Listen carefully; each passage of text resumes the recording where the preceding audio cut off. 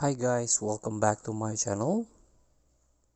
Today I'm going to show you how you can delete, how you can uninstall this instabridge app. So you can skip. So in order to use this app, you have to set this app as your default launcher. As you can see, this one instabridge isn't your default browser and isn't your default launcher.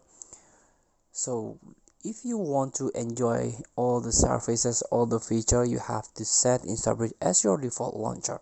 I already tried once, but I don't want to try again. I want to delete this app because this app is annoyed.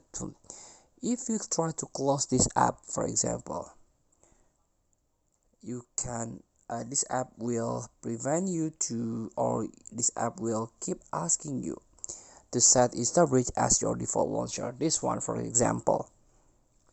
So seems tempting because of there is a two main feature here: power search, reach apps, contact and web from one place, and also quick Wi-Fi access nearby Wi-Fi with one tap. So if you already use this, try now. You cannot see the uninstall feature here, uninstall option here.